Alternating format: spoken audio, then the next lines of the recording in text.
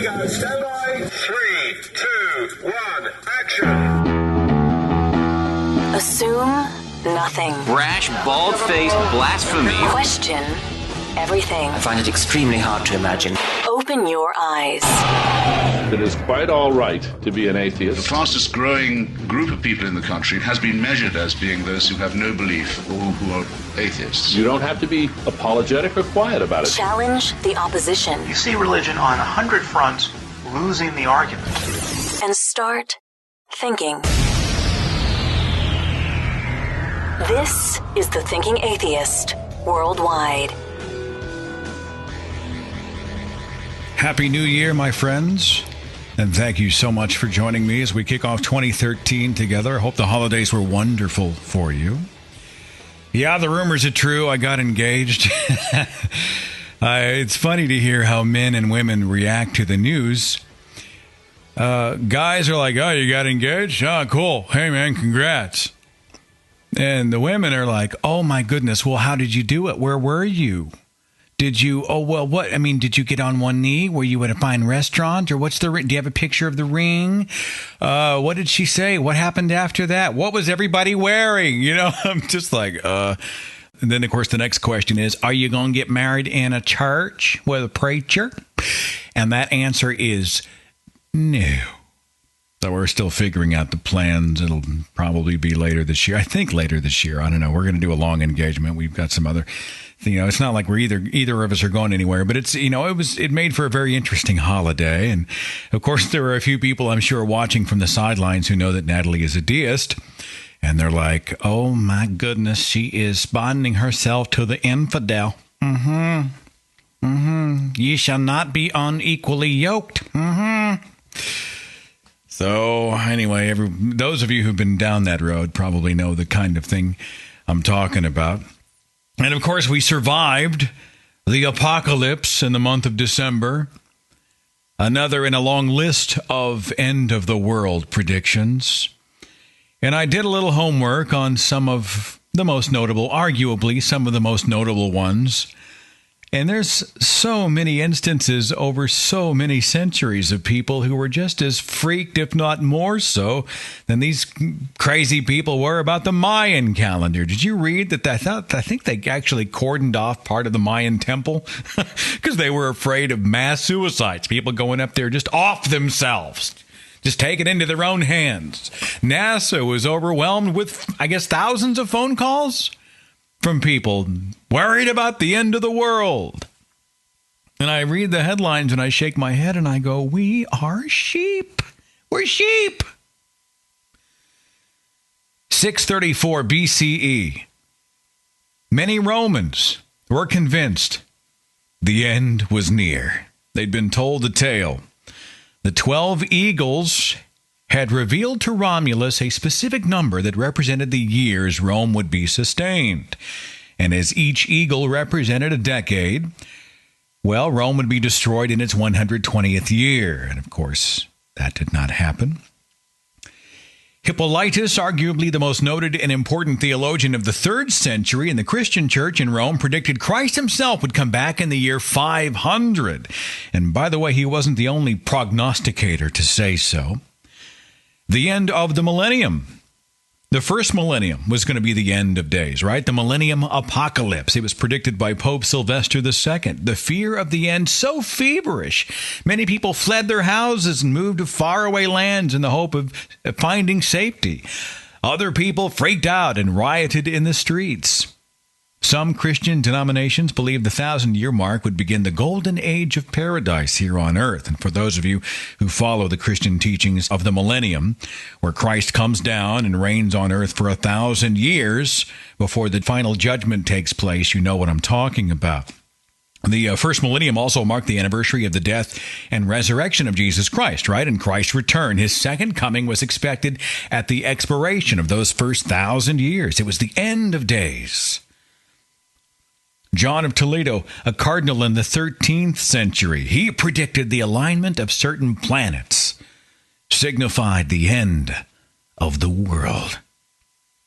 The Black Death, the plague, one of the most devastating pandemics in the history of humankind, at its worst in Europe, 1348 to 1350. Estimates of up to 200 million dead. Many believe this plague was the final judgment, and the end was near. Alchemist, astrologer, and physician Arnaldus de Villanova, born in Valencia, predicted the coming of the Antichrist in 1378. In 1524, German astrologer, professor, and priest Johann Stoffler saw the signs of a planetary alignment as the starting of Christ's millennial reign before the end of the world. And that date came and went. He revised his date to 4 years later, which also came and went without incident. Martin Luther himself predicted the world would end no later than the year 1600. Jacob Bernoulli, prominent mathematician from Switzerland, predicted with certainty a comet would destroy the earth on April 5th, 1719. Mary Bateman of North Yorkshire announced in 1806 that one of her hens, chickens, had begun laying eggs bearing the words, "Christ is coming." She was wrong about the date, of course, and the miracle eggs turned out to be a hoax, as she apparently had written the words herself and then crammed the eggs back up into the poor chicken. Just the poor beast. Joseph Smith, founder of the Mormon Church, called a meeting of his church leaders February 1835 to tell them that he'd spoken to God recently, and during their conversation, he learned Jesus would return within the next 56 years, after which the end times would begin promptly. The list of Doomsday prophets goes on and on. The newly formed Seventh-day Adventists predicted the end in 1874. The Catholic Apostolic Church, founded in 1831, they thought Christ would return before the last of its founding members died. Well, the last of the 12 died in 1901. Over 100 years ago. French astronomer Nicolas Camille Flammarion announced that the 1910 appearance of Halley's Comet would, quote, impregnate the atmosphere and possibly snuff out all life on the planet, unquote. How does one impregnate the atmosphere? Just curious. 1936, Herbert W. Armstrong, founder of the Worldwide Church of God, told his church the rapture would take place in 1936 and that only the members of his church would be saved. When the good Reverend Armstrong missed that prediction, I gave another one. And he was again proven incorrect 3 more times. Dorothy Martin. She was the leader of a UFO cult called the Brotherhood of the Seven Rays, and she predicted the destruction of humankind by flood, December 21st, 1954. The Jehovah's Witnesses estimated that 6,000 years had passed since the world's creation. We should expect Christ to come back and begin his millennial reign in 1975. In May 1980, televangelist Pat Robertson informed his 700 Club TV show audience around the world that he knew when the world would end. Quote, I guarantee you by the end of 1982, there's going to be a judgment on the world. Of course, and it could be argued, I guess, that judgment could be not the end of days, but some kind of disaster. That's one of those nebulous sort of prophecies that you can pick any headline and mold it in there. It's very convenient. Nostradamus himself weighed in on the end of days. One of his most famous writings says, quote, the year 1999, 7th month, from the sky will come great king of terror. December 31st, 1999, it's Y2K. Remember this one? The Millennium Bug. A global computer meltdown expected as the year 2000 began. And according to many, the meltdown of humankind as well. People everywhere freaking out, stocking up on food, on provisions, on weapons, on whatever. Dr. James Dobson, president of Focus on the Family, was so concerned about Y2K, he held a special meeting with his staff to discuss the possibility of American society breaking down. Massive civil disobedience, terrorist activity, worldwide economic collapse, and war. James Dobson added that the computer bug could even spark, quote, God's judgment, and that one obviously overrides the rest of them, unquote. Jerry Falwell devoted 3 separate national broadcasts and released a video on the subject called A Christian's Guide to the Millennium Bug for only $28 a disc.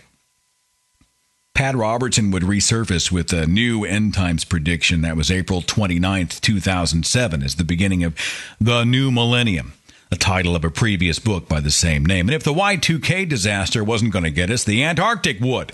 Richard Nuntz, author of the book 5/5/2000, Ice, the Ultimate Disaster, declared that the Antarctic ice mass would be 3 miles thick by that date, aligning along with certain planets in the cosmos, somehow resulting in a global, icy, horrible death.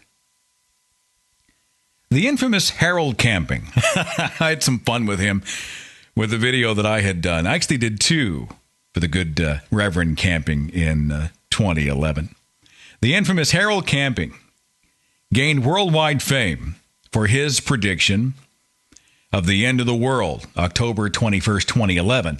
He'd actually reported an earlier date, May 21st, 2011, as the date only months before. When that one passed, he said, whoops, and he moved it to October.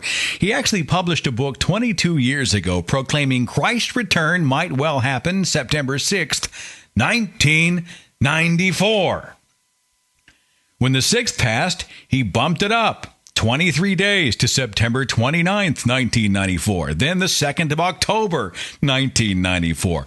All of those nearly 2 decades ago. After this last fiasco, Harold Camping apologized to his followers in an open letter. He said, quote, "We humbly acknowledge we were wrong. We have no new evidence pointing to another date for the end of the world," unquote. Now, interestingly, Harold Camping did not really give back the millions of dollars his church made during the furor when he was trying to scare the hell out of everybody. And of course, December 21st, 2012, the ending of the world is indicated by the Mayan calendar. Well, as supposedly indicated by the Mayan calendar by those who did not go deeper to find out that December 21st, 2012 marks the end of Baktun. It's a 144,000-day cycle, which then restarts at day 1 on December the 22nd. And the cycle of end of world predictions continues even today. The next famous one being this guy named Ronald Wineland of the Church of God Preparing for the Kingdom of God. That's the name of the organization. And he's announced that despite 2 previous missed guesses, May 19th, 2013 will mark the second coming of Jesus Christ and mark the beginning of the end.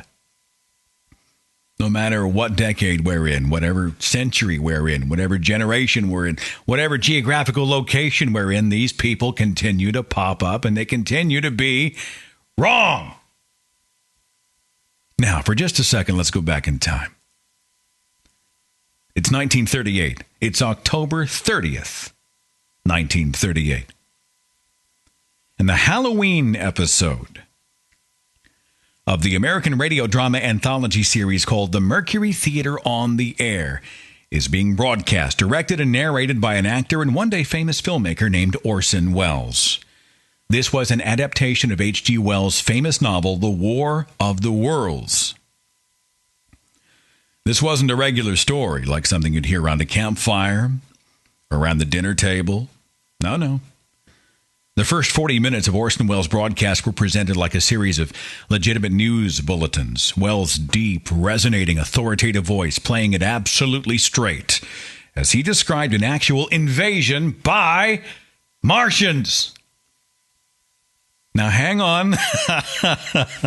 We live in a media-savvy age, but I want you to try to get into the skin, get under the skulls of the people in 1938, right? I mean, media was relatively new. They hadn't had a chance to become jaded by all the stuff. They haven't become media savvy.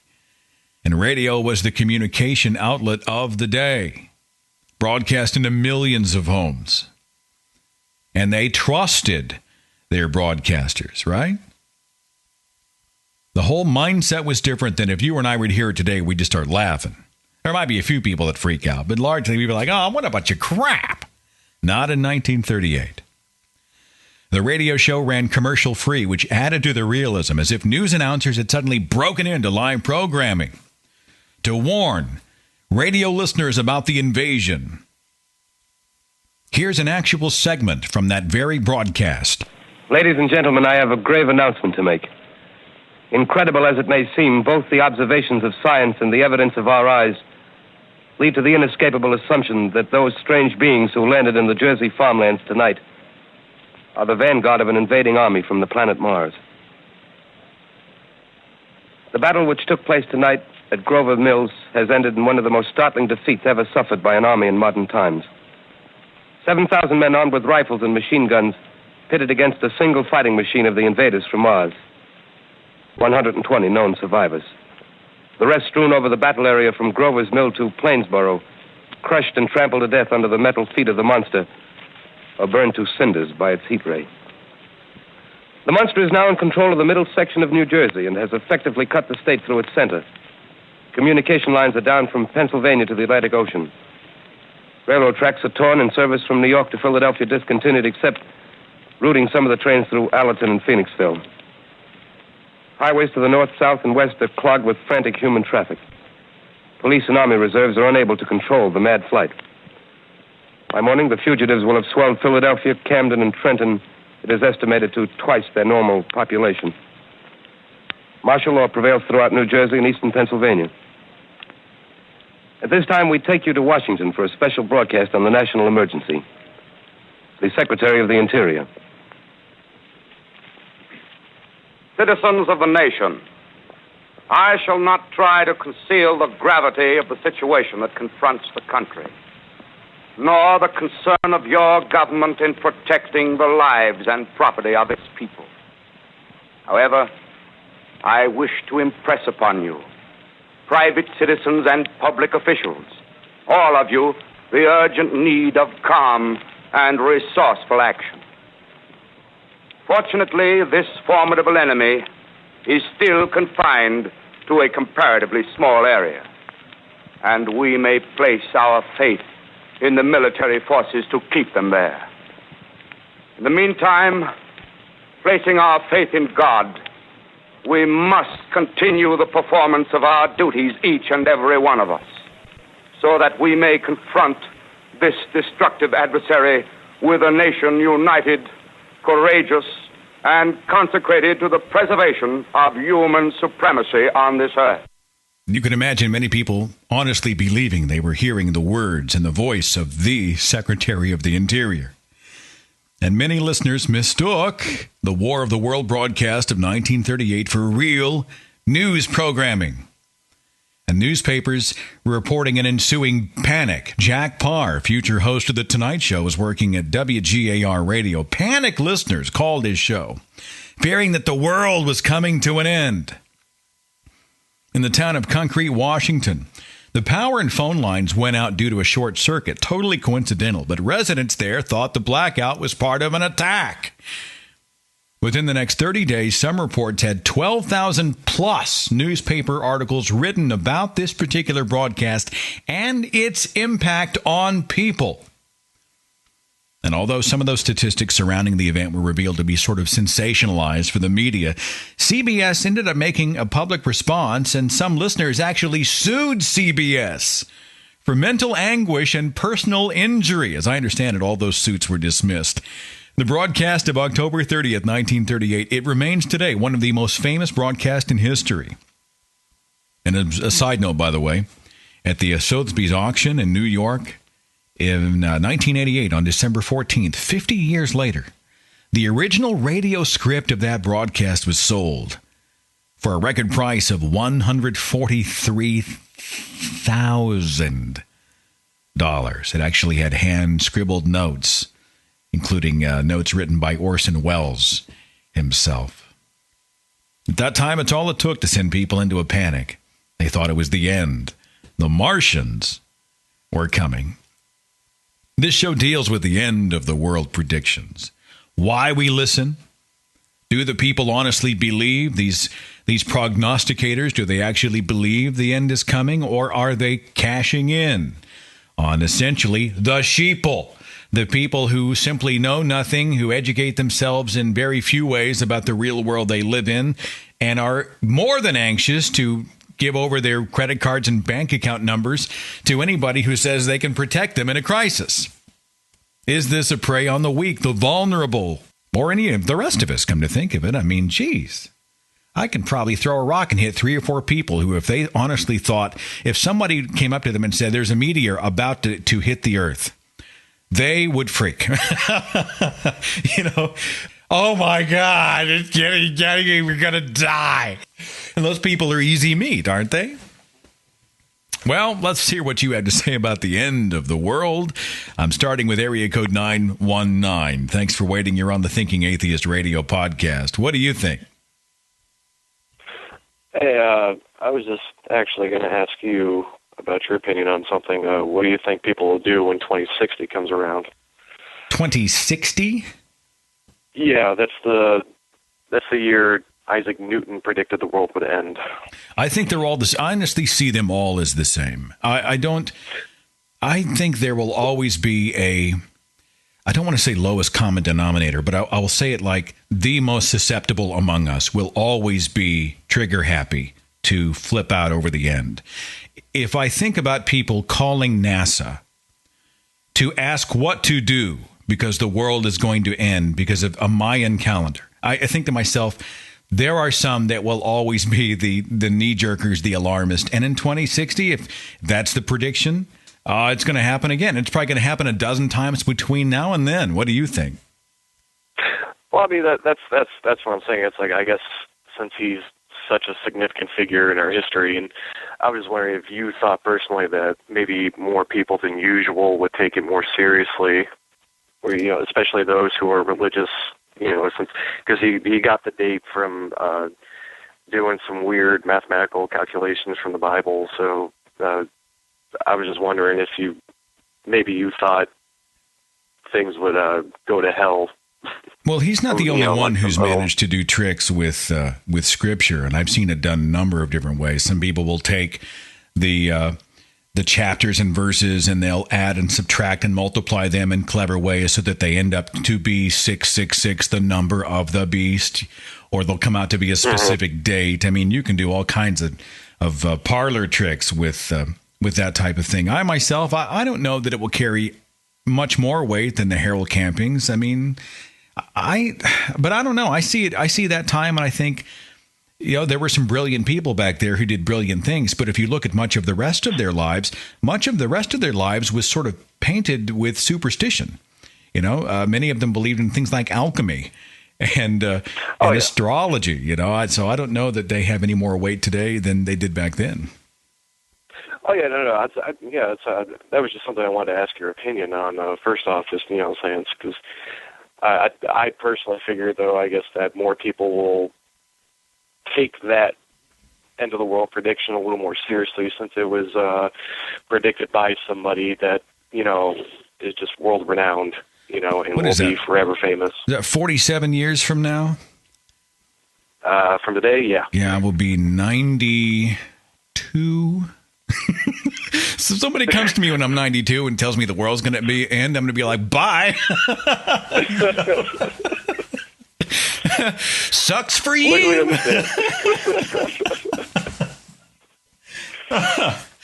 I don't know. I'm sorry. Forgive me. I forgot to ask what your name was. What's your first name?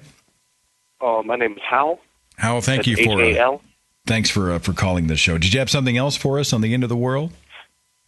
Yeah, I just thought, because I noticed that you made a reference to the Book of Revelation earlier, and I just want to say, technically, that already came true. I'm not a Christian, by the way. I'm just making a point here, because obviously you've probably heard that the Book of Revelation was, I guess you could say, an allegory for what was happening at the time, and that like the number 666, blah blah blah, was a reference to Emperor Nero. So already Jesus has had his 1,000-year reign and still going. So, well, and it's a nebulous enough book that people can grab whatever tidbit they want. It's funny, my father used to teach us about how the bear was sleeping, and then the bear would one day awake, and he was talking about the Soviet Union.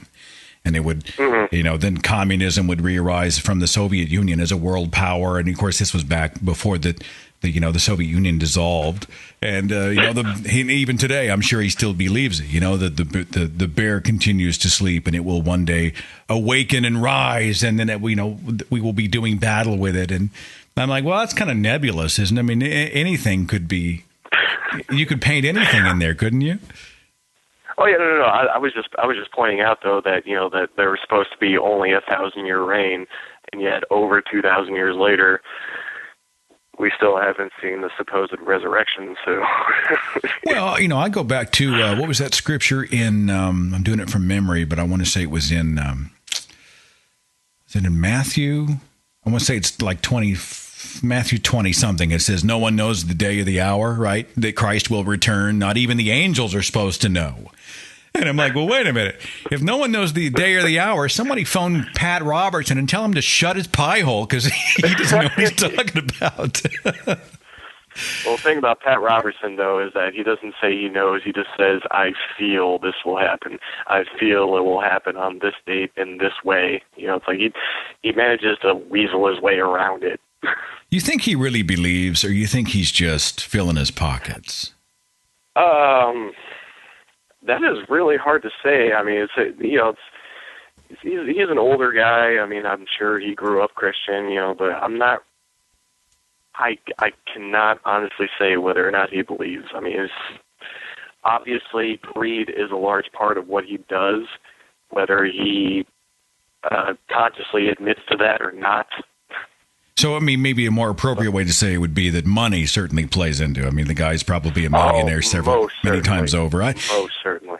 So, there's no doubt in my mind. I feel that way about a great many people, I think. Harold Camping. I mean, the few people who did not see Harold Camping coming, right? The few people who actually said, "Oh, this makes perfect sense. Here's my American Express card," or whatever.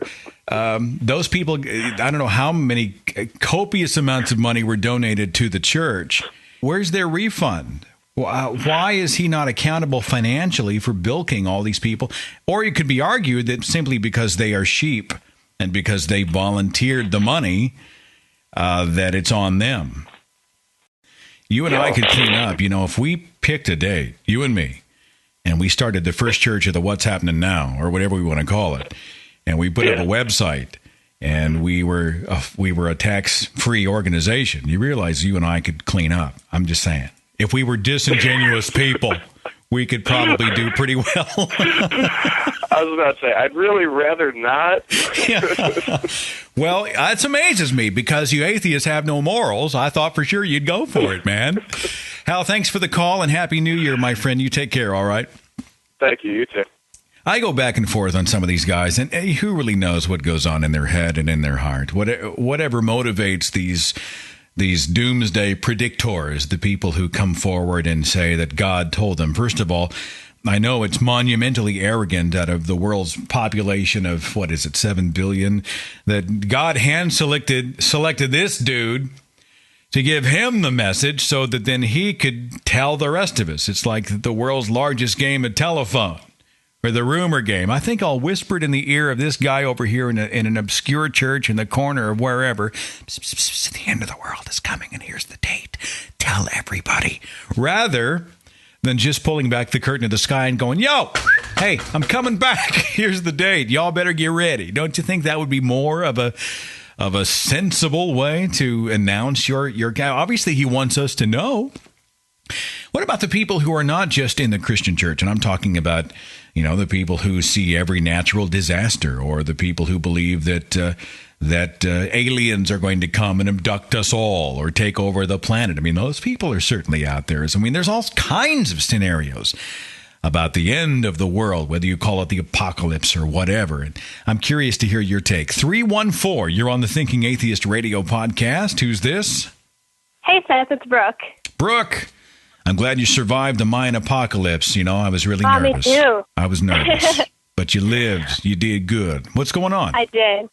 So I'm a junior in high school, and I live in Missouri, and a bunch of, like, I live in a very religious area, and, like, everyone in my school really believed that the world was going to end. Really? And I was one of the few. Yes. Like, it was just baffled my mind that they were all, like, freaking out. There were rumors that somebody was going to bring, like, a gun to school on that Friday, and then the principal came on the announcement, like, saying there was going to be security and everything. It was crazy. And my English teacher, who's an atheist, she, sorry, I'm out of breath. I was running around before. No, you're fine. You're doing good. She played a video, or actually radio clip from a scientist from NASA, saying that it was no big deal, that it wasn't going to happen. And we had a class discussion about it, and she went around the room and asked everybody's opinion, and they all still believed that it was going to happen. And she came to me, and I was like, I think you're all on crack. Good for you. And I just got a bunch of blank stares, and she laughed and everything. But it just baffled my mind that they could actually believe it was going to end. That's, I think, maybe one of the biggest complaints I have about these people. Natalie's daughter is 15. She was 14 at the time. And around the time of the Harold camping prediction, the first one in May of 2011, she actually came up to us and said, I'm scared.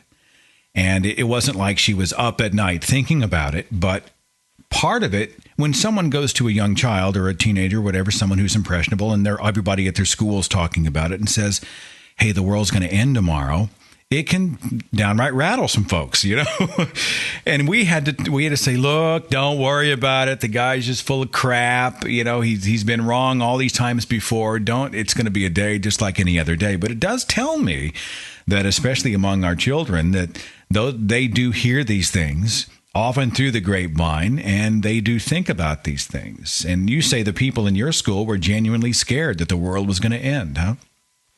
Yeah, and my little sister's 9 years old.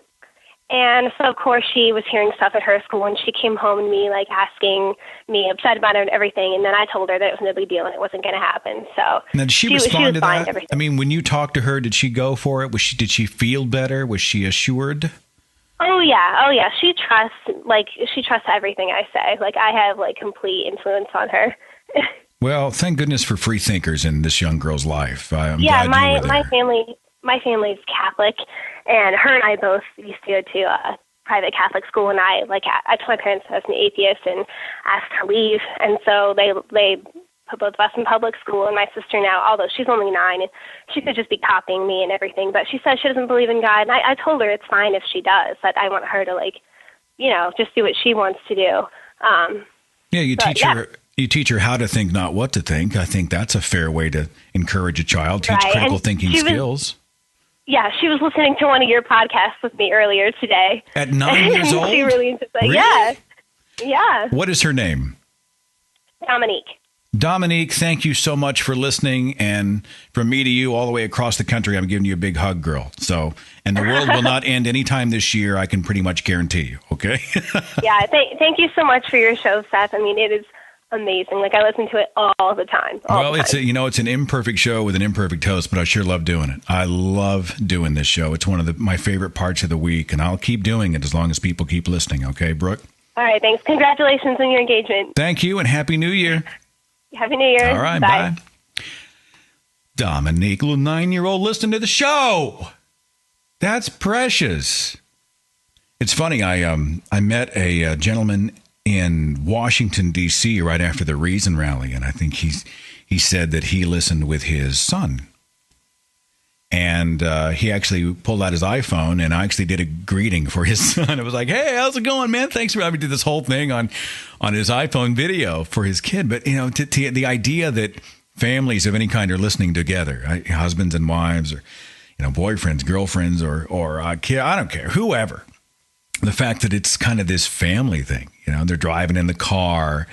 Some people say they take family trips, and they'll queue up a whole litany of podcasts and listen to them one after the other. It blows my mind.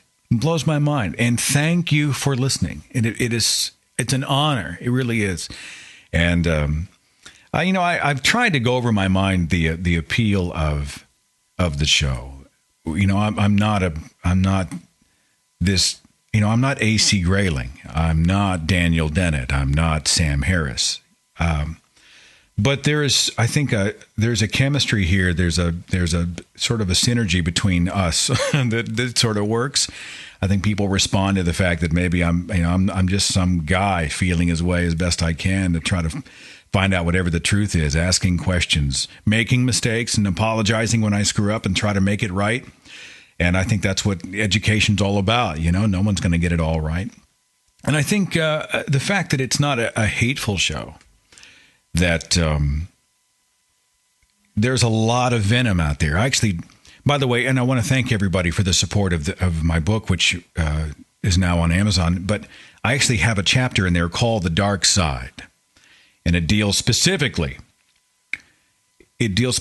with the frustration that I feel toward my former faith and the times that I get good and angry at Christians and Christianity. And I think most of us have felt that frustration. There is a time when you feel your blood boil. And I also, later on in that chapter, talked about the dark side of the atheist community, and it exists. And we may do a show on that someday. I don't know if it's worthy of a whole show. I don't know if I even want to dwell on it. I really want to try to maintain a certain tempo here. But there's a lot of venom. There's a lot of vitriol. There's a lot of anger. There's a lot of laziness. Look, swear words on a podcast do not necessarily make you edgy. They just don't. Sometimes, depending on how you do it, they just make you irritating. I swear words are sort of like a surgical strike weapon, man. You got to use them strategically to get the maximum oomph out of it. And some of these people just come off like they're at a frat party, for Pete's sake. They're just shouting. And when they have a caller, they're snarky and they talk down. And God, why would you do that? I mean, these people have given you their time. They've given you a piece of their lives. They're giving you their goodwill. They've been a part of your community. Jeez. And so anyway, the fact that people have really supported this show and are taking it into 2013 means a great deal to me. And I will never, I promise you, one of the commitments I have made, I will never take it for granted. I never will take it for granted. 856, thanks for waiting. You're on the Thinking Atheist podcast. Who's this? Hey, Seth. How you doing? It's Joe. Joe, I'm glad you waited. What's going on? Good, Seth. Big fan here. Been watching you for about a year and a half now. Keep up the good work. Thank you. Thanks for listening. Real quick, I don't know if I want to say this or not, but I'm also known as Live Life 8072, and I also host a show called Skeptic Fence. Skeptic real quick on your Fence. Yeah. Well, I'll give everybody your website. What is it? You can go on Facebook and you just type in Skeptic Fence show. Fair enough. People can check. Enough. Yeah. Yeah, we talked about this on my show a few weeks ago about the apocalypse, Doomsday. Now, since the 1900s, there's been 75 or more predictions, Doomsday predictions, second coming of Christ, so on and so forth, more so since the 80s. Now, the one thing I got a problem with, which I would like to bring up, is how detrimental it is to children. How heavily they're indoctrinated in, say, the Christian faith. And it's just putting so much fear. I've learned this in my own experience, having 4 stepkids that were born, they were born in a born-again family. So how I look at it is I see how detrimental it is, indoctrination of these kids that are believing, like my wife used to tell the kids that the second coming of Christ is coming in their lifetime.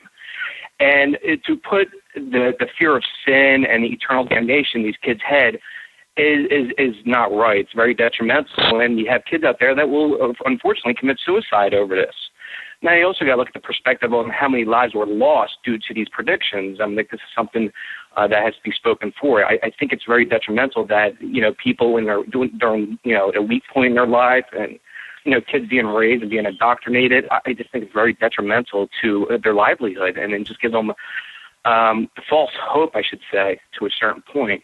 All right, so hang on. Let me stop you there for just a second. Somebody, Let's say I'm listening to a Harold Camping, and I'm someone who is impressionable or weak of mind or just a young, I don't know, whatever my disposition is, I'm easy to influence. And he says the world's going to end May 21st, 2011, and I say, holy shit, we need to prepare. And I give him my money. Let's say I send him $10,000. Is he responsible, or am I, for allowing myself to be duped? Okay, that's a good question. I would say that Harold Camping should live up to his prediction and give at least a portion, if not all, that money back to the people that lost their livelihood, quit their jobs, brought a vehicle to spread his word from Family Radio. I believe that he should be responsible. I think that's the main reason why he resigned shortly after. I think it was June or something like that, where he resigned from it because his prediction didn't come true. Well, if I quit my job and I put a save the date banner on my car and I'm driving all around the country and whatnot, and I've spent my life savings, give it to the church, and I do all these things, and it doesn't happen.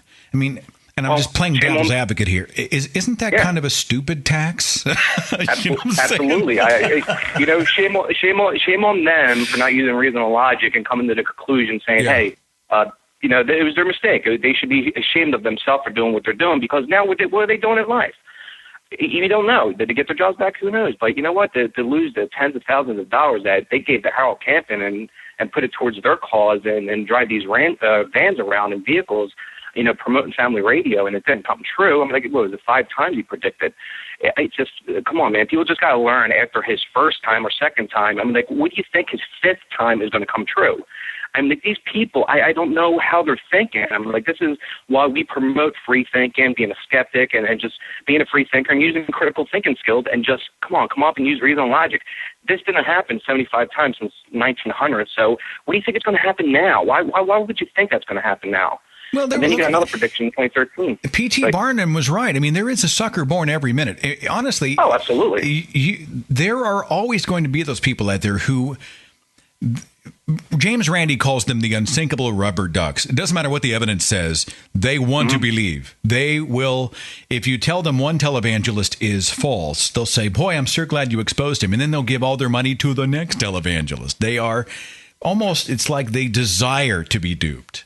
What's ridiculous is that we're giving people like Robert Jeffries and we're giving, Brian Fisher, these people mainstream media time where, these people, I'm like, they're brainwashing these people into thinking that, the second coming's coming very soon and we need to do this and you need to repent, and it's doing more harm than good. But you know what? I like that. I'm like, as an activist myself, I want them to have this more of an extreme view towards their religion. That's what I want them to do, because you know what? It's going to be detrimental to them, and it has been the last 5 years.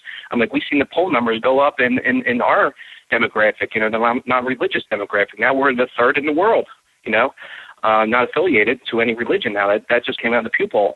I mean, like, this just shows you that we're doing a good job in what we're doing. We just got to keep on doing this. We don't say, oh, religion is, the people that believe in it, all of them are like, this and that. We don't go that far. So, we just got to take it nice. I think like you do it. I think you do it in a very nice way. Thanks. And like you said before in your last call, sometimes we curse, but we don't curse and be like too extreme, but sometimes it infuriates you when you hear some story. Look, don't get me wrong. I mean, geez, I like to toss out a verbal grenade. I mean, it's therapeutic. It's therapeutic. What I'm saying, though, is, I honestly really feel like language is a beautiful thing. If you use it right, even if you're swearing, it's a beautiful thing. But I see so many people just take the language and trod upon it, and it grieves me. It just hurts my heart. I'm like, you sound like you're 11-year-old trying to sound like an adult. Just stop and reboot a little bit and try to focus more on the message than shocking people. I got to move on, man. I appreciate the call very much, and Happy New Year. I appreciate that. You too. Thank you. Take it easy. I did a quick search of the Isaac Newton prediction because I was curious. In the published work, Observations upon the Prophecies of Daniel, which was published after Newton's death, and the Apocalypse of St. John, Newton expressed his belief that Bible prophecy would not be understood, quote, until the time of the end. Well, that's nice. Yeah, they're not going to understand what the Bible prophecy is until the time comes, which essentially excludes people for centuries. And that even, quote, none of the wicked shall understand. Well, that's even better. Now you're unable to even rescue the lost and damned because they can't figure it out. Referring to that as a future time, the last age, the age of opening these things be now approaching, Newton also anticipated the general preaching of the gospel to be approaching, and it must be preached in all nations before the Great Tribulation, the end of the world, meaning that the gospel would have to sort of spread everywhere to make sure everybody had the opportunity. Good luck with that.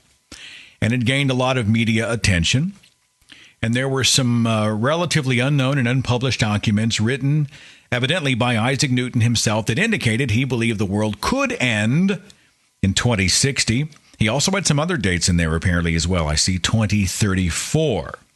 And many people like to quote his 2060 prediction, especially if they take into account his theological beliefs. Now, again, I believe Newton was also an alchemist, right? He believed that magic could turn metal into gold. So you have to look and realize that, you're looking at a different time where even genius did not prevent superstitious beliefs at times. But it is a fascinating thing to think about.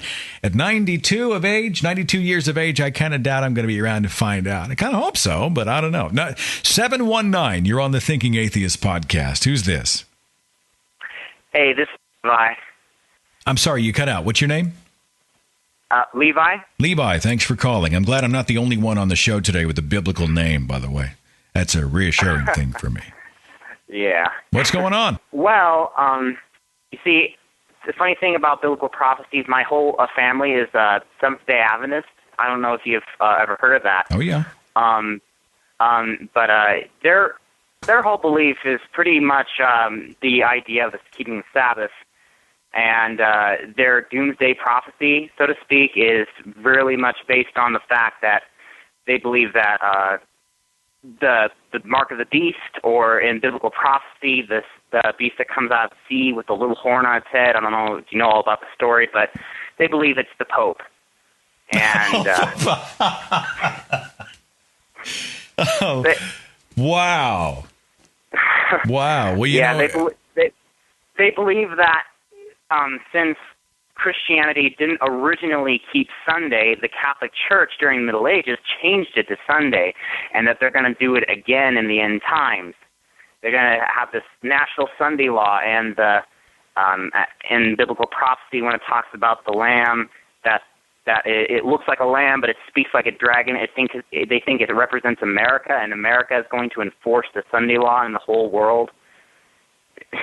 Wow. Pretty strange stuff. So yeah. How long did it take for you to finally check out of that particular faith?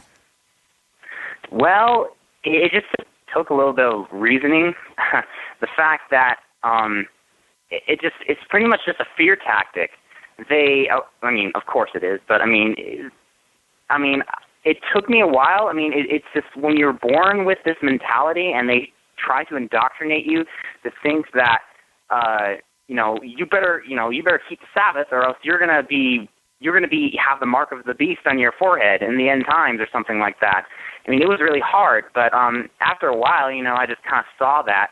And even though they claim to have this evidence of how evil the Vatican is, and how they have, there's allegedly blue laws in our United States government that aren't enacted, and one of those blue laws is a Sunday law, and they're like, oh, wow, that just proves it. It's going to be activated in the end times. So, all it just took is just the realization that it's just a bunch of, it's just... Well, I'm glad to hear that you figured it out early. For some of us, I was a little slow. I was relatively insulated. And myself, I was raised all around. This was taught as fact, not Seventh-day Adventist teaching. It was more of a, I had a little bit of Baptist, a little bit of Assembly of God, kind of a taste of those cultures. But I guess Seventh Day isn't all that different. You guys believe in the Trinity, and you believe the Scripture is divinely inspired and perfect, and all that stuff, right? Yeah. They believe they also, which is actually very exclusive to their beliefs, is that they believe in the state of the dead, which is there is no separation between the soul and the body, like most Christians believe. They don't believe you go straight up to heaven or hell when you die. You're basically kind of like asleep. So in the end times, when Jesus comes again, the dead in Christ will be raised first. That's right. And then the bad people will come second, and then they're going to die of God's presence. Because of his eternal glory, and then Satan's going to be moping around on earth while we're in heaven for like 1,000 years, and he's going to come back, bring heaven on top of where the Mount of Olives was, and basically raise all those bad people back from the dead again. I don't know why. They could just left them dead, but raising them up again, and then just saying what, and then they basically have Satan's going to organize all these bad people, and they're going to try and make a final attack on heaven. And then right before they do it, Jesus is going to show them all the bad things they did, and they're going to be all like, "Oh, God, what have we done?" Type of thing. And then Jesus is going to burn them, but not for eternity, but, burn them, depending on how badly your sin was. It just depends how long you burn. Wouldn't an omnipotent God who was able to see past, present, and future look at this wild charade and go, it's kind of messy. There's got to be a better way to do this. I mean, when you look at the hoops that are jumped through, you would wonder that an omnipotent, omniscient deity would just look at it and go, nah, you know what? Scratch that. Let's start over, man. I want a blank page and we'll figure that out. I think one of the leading things that really converted me to an atheistic mentality was the fact that if God can do anything, and I mean anything, and he was really worried about, not taking away Satan's free will or any of our free will away, kind of bypassed somehow, were to prevent all of these things from happening, but at the same time, not taking away our free will. I mean, I know that's kind of hard to get around to, but this is God we're talking about. He can do anything. So he could not take away our free will and learn how to bypass all this BS, and everybody's happy. What are you doing? What are you doing? This whole common sense and reason thing betrays your lack of faith, my son. I know. Yeah. No, it's awesome. And it's funny how long it took many of us to start thinking like that. Like when you look at the book of Revelation, I'll cover that here more in just a moment, but you look at the book of Revelation, you just go, what kind of an acid trip is this book? What in the world is all this symbolism supposed to be? Why in the world am I talking about, the seal-bearer angel and wormwood and the scorpion-tailed locust and the dragon and the beasts of the earth? I mean, what kind of a what's the matter with you?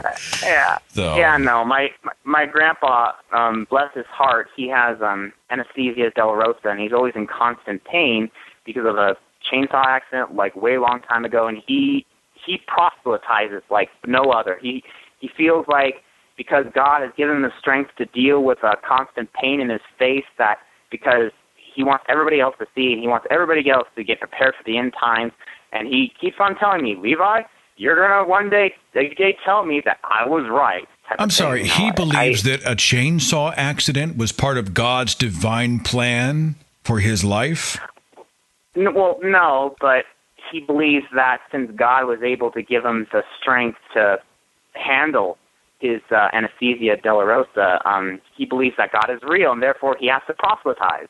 If you can't get around. Well, I mean, that's, I'm not saying it's a stretch, but I hope he doesn't hurt himself. You know what I'm saying? Yeah. Thanks for the call. Happy New Year, man. Thanks. Bye. It is interesting to think about that scripture in 1 Corinthians, in a flash, in the twinkling of an eye, the last trumpet, right? The trumpet will sound, the dead will be raised imperishable, and we will be changed. Well, it does raise the point that many are dead. They have already gone to heaven. Well, not according to the Seventh-day Adventists. They are dormant. They are dormant souls or spirits simply waiting for the last trumpet, and then when Jesus returns, they reanimate. The dead will be raised imperishable. I never understood the 7-year tribulation. Why give Satan 7 years to stir the shitstorm? What is that about? I tell you what, I'm going to take my arch enemy, the one who has caused all this trouble, and I'm just going to let him mind the store for, I don't know, what do you think? 7 years sounds pretty good to me. Okay, let him go. And let's let him chop people's heads off. And did you ever see the films A Thief in the Night and A Distant Thunder and Image of the Beast? And I don't remember the titles of the other ones. I spoke about this in the book, too, in a chapter called Scared Straight. When I was in 8th grade, they took us all into our chapel service, and they showed us these end of days films. And I've mentioned them several times. Forgive me for being redundant. If you are a fan of the podcast, you probably heard this before. But I'll give you the short version. It's that they showed us this scenario of how the end of the world is going to look. This scenario includes people waking up. All the believers have been raptured. The rest who remain have a choice to receive Christ. But it's now Satan's time. Satan is running the show. So if you accept Christ now, you can still have your eternal soul saved, but Satan gets to do whatever he wants with your physical body. So now a one-world government takes over, rounds up all the believers, and if you do not renounce Christ or take the mark of the beast, they kill you violently. They use guillotines in the film series. Now, I'm a kid watching this. We're all children. Impressionable children raised in the cradle of Christian homes with minds like mush, and we were scared to death. This wasn't a, wow, this is a what if, a could be, a might be, a it could happen scenario. This will happen. This is coming, kids. Now, let's have an altar call, right? They scare the shit out of us, and then they say, come forward. Come forward, please. Give your life to Jesus Christ before it's too late. You don't want to be unsaved when the rapture happens, when the end of the world happens. Oh, man, it makes me so mad. Just makes me livid to think about it. And that's why I bring it up so often. I guess there are recovery groups for people who were totally scarred by this film series as children. And now I think I saw a Facebook page or a website where people who were scarred by these films, which probably look trite today by today's media-savvy culture, but it did real damage. I mean, it didn't keep me up all night, but I'll tell you, it did change how I thought. And it did keep me sort of in a shell. It made me afraid to test the waters. It made me afraid to be too curious. It certainly made me afraid to challenge God. Geez, I don't want my head chopped off. God, it's a brilliant marketing strategy. Tell them they're sick, sell them the cure. Tell them that you don't want to go to hell, do you? Yeah, it sounds a little outrageous. Sure, the book of Revelation's kind of, I don't know, screwed up. The Lion of Judah and the seven-horned lamb with 7 eyes. The 24 crowned elders, and the archangel, the false prophet and the whore of Babylon, and all that crazy stuff. Yeah, we don't really know what it all means, all that symbolism. But you sure don't want to be around when these things happen. So bow your head and say with me the salvation prayer. Oh, God. And little kids, bow their heads and recite word for word the prayers handed to them by other people. Dear Lord, please come into my heart.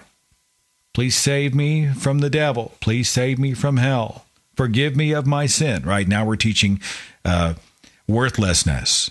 Without you, I'm nothing, right? I'm going to do a whole show on kids. I swear, I'm going to do a whole show on the indoctrination of children.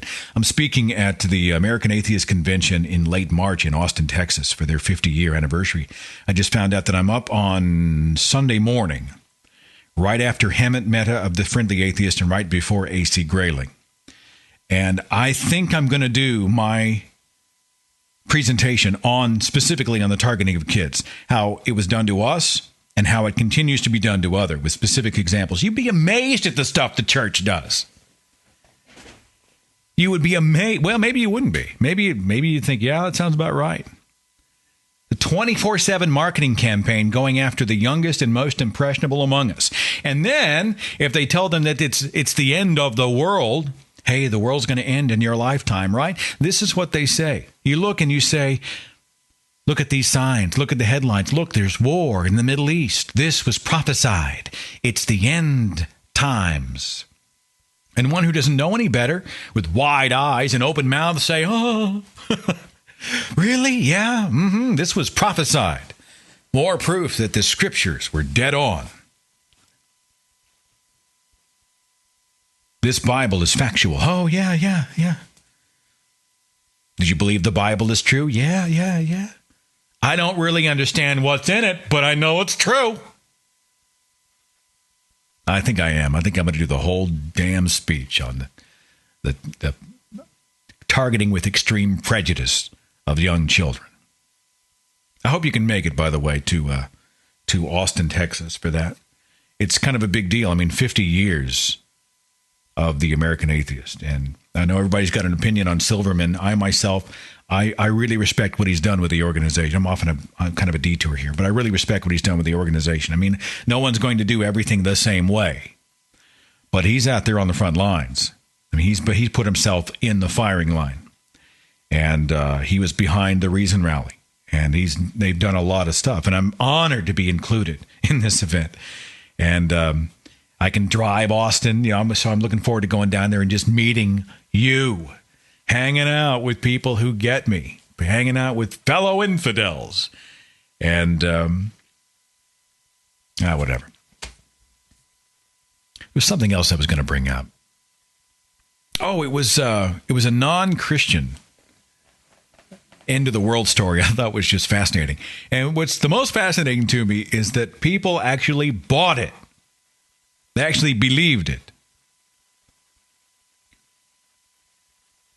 Nancy Leader's Nibiru, am I saying it right? Nibiru or Nibiru? I don't know. Cataclysm.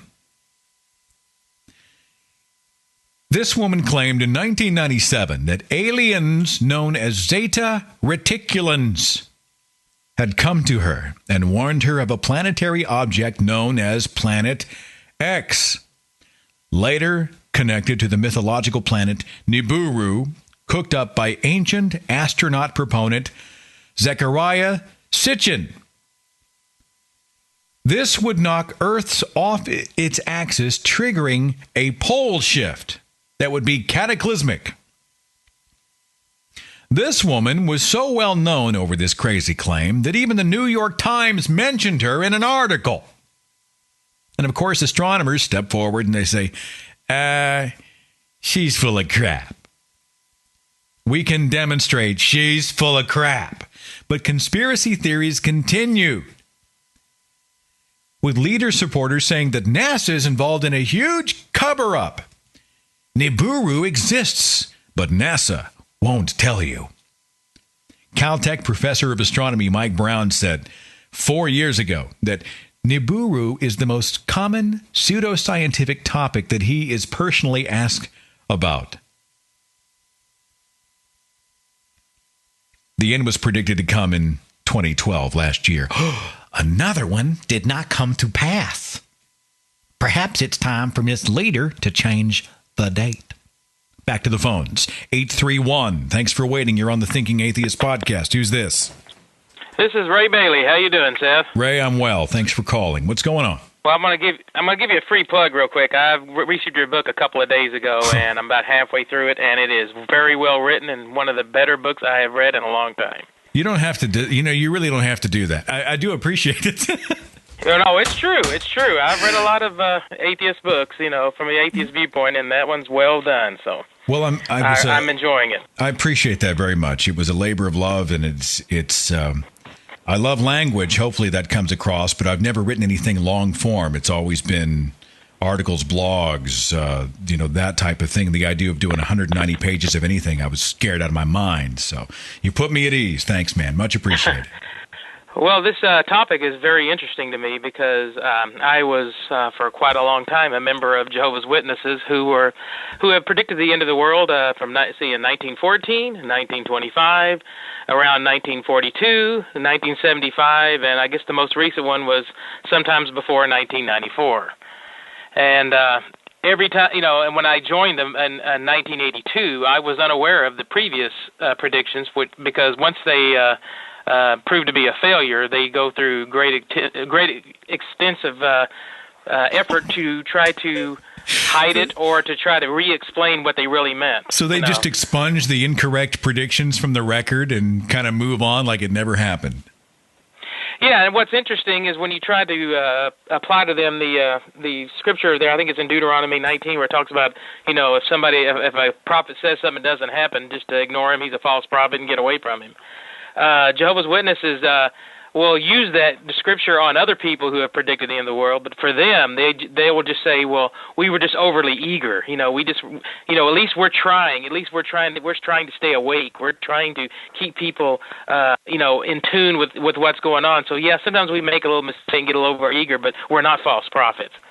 And, of course, there's no explanation as to why the God who cares so much to save them would be so ambiguous about the actual time of his arrival. I don't understand that at all.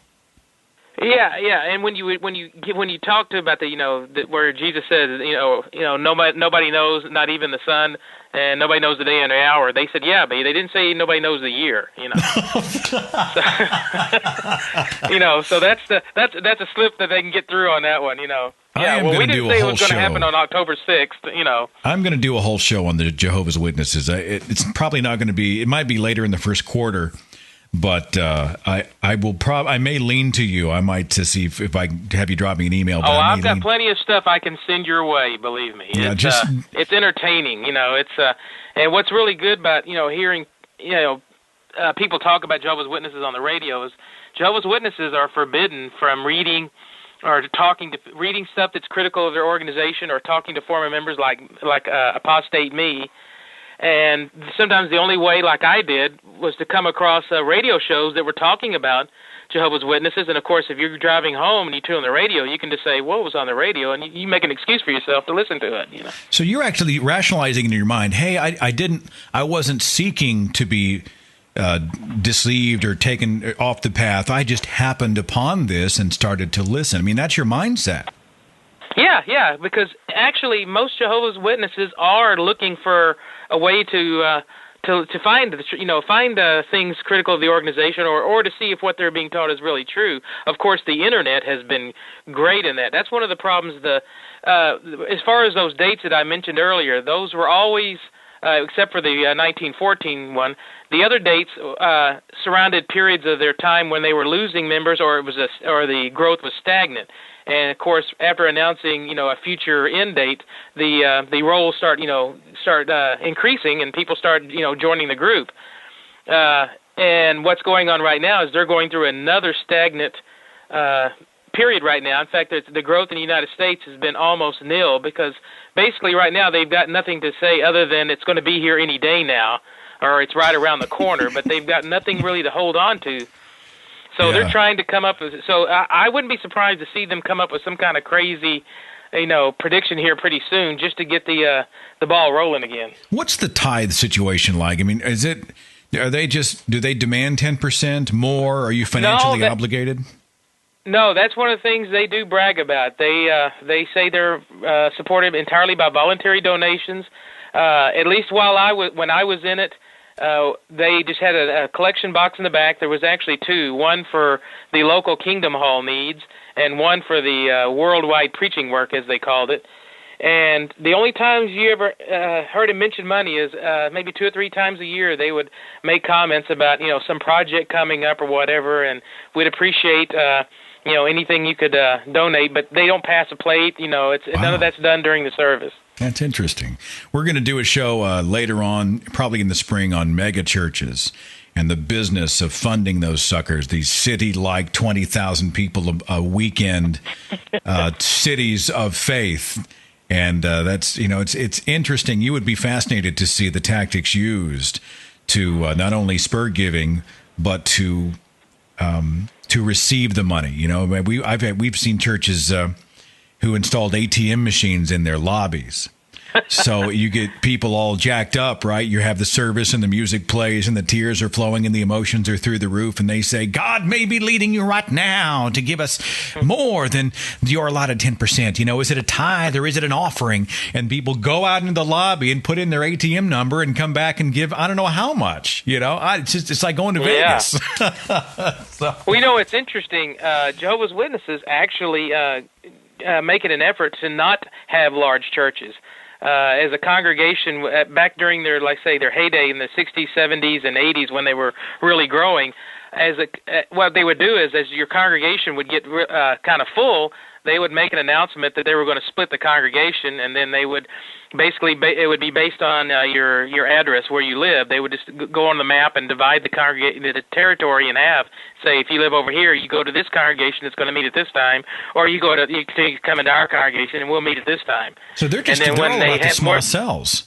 They're essentially they're populating the countryside with all the smaller cells. That's interesting. Yes, Yes, they think they can control people better because one of the things is you have to believe 100% of what is preached from their pulpit. If you deviate in any way, you're counseled, and if during the counseling you still can't come to see things the way they see it, then you're disfellowshipped.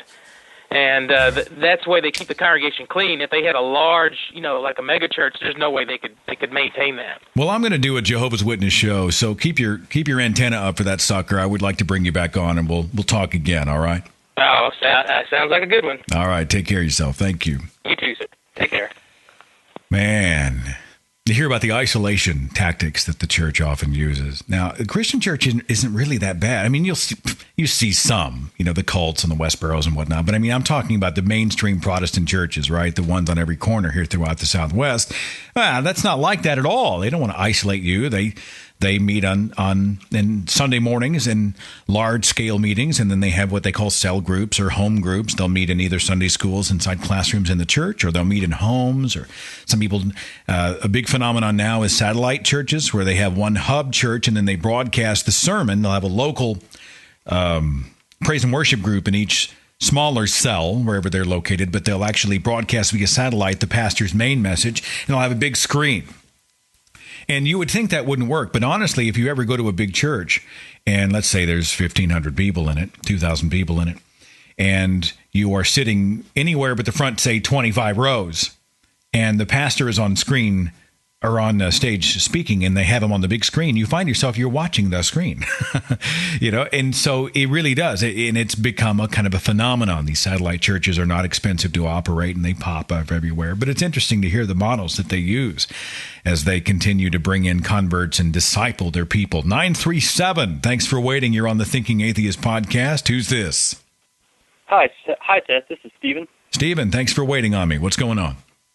Hey, I was just thinking about, the end of the world. We survived it. And I was thinking about some of the words of Jesus in Matthew, Mark, and Luke, respectively, where he's talking to his disciples, and he's talking about judgment, the fig tree.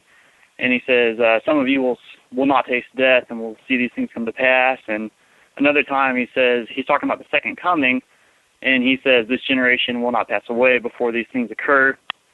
And I guess I've been trying to get some answers from people that go to the church I used to go to about what in the world is that talking about, if not the second coming. What are your thoughts on that? What kind of answers are you getting back? Really, it's just, that's clearly not the second coming of Christ, because that's obviously not what happened. So maybe it was the transfiguration, maybe it was the resurrection. Just kind of, I think you called it apologetic acrobats. Yeah, the apologist acrobat. Well, my take on if you quote the Bible, and it's often fun to do with someone who says they are a champion of Scripture, and you bring out something like, there are some among you who will not taste death, and to watch them equivocate, you begin to see. Now, they are largely, I have found, are not convinced. I think you might be planting the tiniest of seeds of doubt that they won't even admit are there. And often take years and maybe even decades if they grow at all. I don't think you're ever changing minds right off the bat. They're in defense mode. They're championing their deity and their holy book mode. They are trying to convince you. They're not listening. But anytime you go, you tell them the story of the fig tree and how there are disagreeing accounts of the fig tree story, even in Scripture, where the fig tree dried up immediately in one book, and it took the next day before the disciples came and saw that it had withered the next day. And those types of things, quite frankly, it's rare that it ruffles feathers. I list apologists or people who argue the faith in four major categories. I have the folklorist, the feeler, the foot soldier, and the theologian. And each one has a different take, but it essentially comes down to they just want to believe. They're not interested in critically thinking. They just want to believe, and they'll circle the wagons the minute you challenge anything in their holy book, the book that is supposed to be above criticism. Mm-hmm. Well, I guess that, I guess my main question then, because I've had this conversation with my family just recently. I just came out as an atheist. I'm 23, came back from college, and had the conversation. But if things like that don't work, I'm sure you've had more experience. What kind of conversations can I have with my family besides just pointing out that, when you bring the elderly to the deacons, they don't get healed like the Bible says they should, and like things like that. What kind of things seem to be most productive when you have these kind of conversations? Look, I'm surrounded by people who say they believe in Scripture, and I've done the same thing that you may have been starting to do. I come to them and I say, hey, wait a minute. Noah's Ark and the Great Flood, can you explain some of this stuff to me? And I go through the logistics of it. Or I say, hey, the nativity story. Wait a minute. Did the angel appear to Joseph or Mary? Was Mary a virgin or not? Was Jesus born in a house or a manger? Was it shepherds or wise men? Where did they go after the birth of Christ? Did Herod have a decree? Blah, blah, blah. Where did Jesus travel after feeding the 5,000? Mark says he went to Gennesaret. John said he went to Capernaum. I don't know. These things disagree.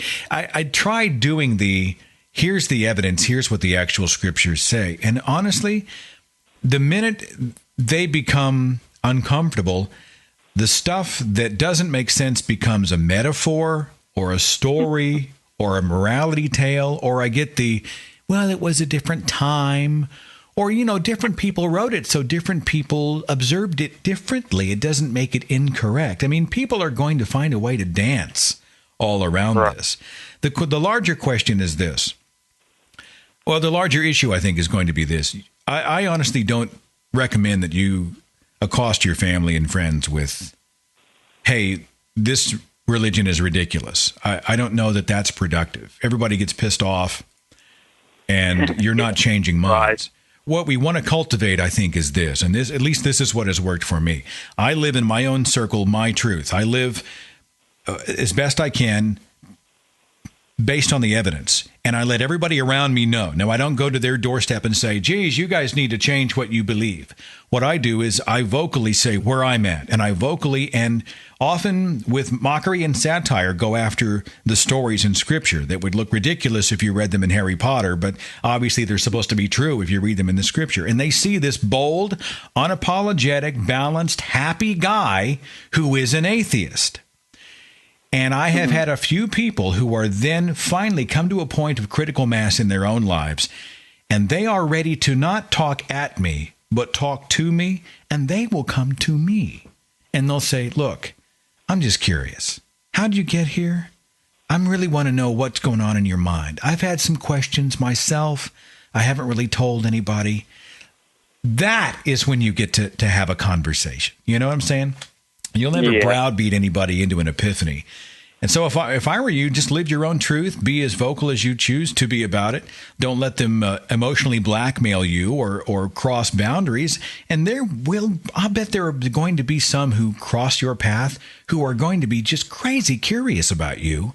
And they're going to see that you're a well-rounded, happy guy, and they're going to come knock on your door. I mean, I put money on it. Yeah. Well, not a lot of money, but I put money on it. Just a little bit. All right. Well, thanks for your advice. I really appreciate it. I hope it's just one guy's opinion, but I think it's pretty solid. I hope it's solid. I don't know. We'll see what everybody else has to say. Happy New Year, my friend. Thanks for calling. Yep. Happy New Year. I really do. In my first 2 years as a non-believer, I was pretty confrontational. I would take the atrocious scriptures where God was endorsing and often commanding the rape of preteen girls. And I would put those on my Facebook page and say, God, what a horrible book this is. Blah, blah, blah. And I would every time I saw somebody else post something, some saccharine platitude about how wonderful the Lord is because he made such a pretty rainbow today. And I would obviously jump in right after and go, yeah, 30,000 people starved to death, but Jesus made a rainbow. Isn't that wonderful? And I just pissed everybody off. Nobody's mind was changed. Now, I'm not saying those challenges are necessarily shouldn't happen, but I honestly have found that we're playing chess, not checkers. I really feel like in the long game, I have found it, for me anyway, most effective to be an open atheist. And it took me a while to get there. It took me years to be able to get to that point. And to let everyone around me know that I don't buy it. And I'm not crazy. I'm not bitter. I'm not sad. I'm not sad people. I'm not out committing immoral acts, and I'm not a criminal and a rapist and a child molester, all these horrible things that atheists are supposed to be. They see someone who is well-rounded, who has a life career, who has a beautiful family, who's making his way as well as anybody else, and whose life is populated with lots of goodness. And I have honestly had people then see that, and on their terms, as they start to have that, now they're saying, wait a minute, the stereotype isn't true anymore.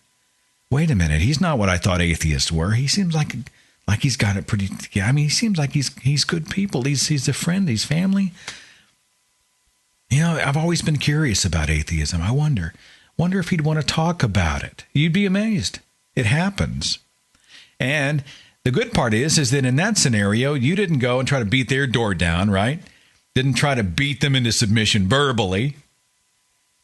You created an environment where you were strong and outward and outgoing and bold, but you lived your life, and they came to you. We may have to do a show on that down the road. I've got a lot of shows I got to do here in the coming weeks. By the way, if you go to Blog Talk Radio, you will see that the rest of the month of January, we've got some good stuff coming up. Next Tuesday, we're talking about unskeptical atheists. The week after that, we're doing a show on being gay and atheist and the parallels between coming out as gay and coming out as a non-believer. I've got David Silverman coming up later in the month as we talk about his big year and, of course, the 50-year anniversary of the American Atheists Organization, their convention coming up. In February, I believe I'm going to get Matt Dillahunty to spend about an hour and a half. We'll be chatting and taking your calls, and, of course, we'll be scheduling some more. So we have a lot of good stuff coming up here in the coming 6 to 8 weeks. There was an article by Lisa Fritcher in About.com about the fear of the end of the world, and I wanted to cap our show with this information. Lisa said this, and this is just an excerpt from the article. She said, the latest example of widespread technology phobia, end of the world phobia, by the way, surrounds the Atom Smasher, which was turned on September 2008. Prior to its successful launch, many predicted that device would create black holes and, what is that word? Is it strangelets? Strange LETS, simultaneously choking and collapsing the entire planet. Lisa says perhaps doomsday phobias are related to the fear of the unknown. Most of us don't fully understand today's technology. From the inner workings of our personal computers to the consequences of forcing proton beams to collide. Fueled by sci-fi films, it's easy for our imaginations to go into overdrive. There's an article by Tori Bosk, B-O-S-C, called It's Not the End of the World as We Know It, but Admit It, You're a Tiny Bit Worried. This was written before the Mayan apocalypse was supposed to take place. Through NASA, other experts, and plain old common sense have me solidly convinced that there's no reason to believe the December 21st hype, she says. There's a tiny primitive part of me that has a twinge of fear. It's illogical, it's barely present. The skeptical, logical part of me disdains it, but it persists. Why?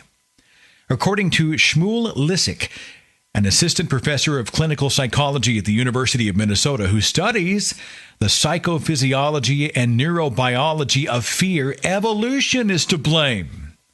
In humanity's early days, he said, fear protected us from survival threats. And in our evolutionary history, the cost of missing a threat is much more expensive than the cost of a false alarm. Essentially, we've been naturally selected to be rather safe than sorry. In cases like this, we're torn between the primitive parts of our brain, which react quickly to any potential danger we see or hear about, and the evolved, which processes the words, sounds, or images from a logical standpoint.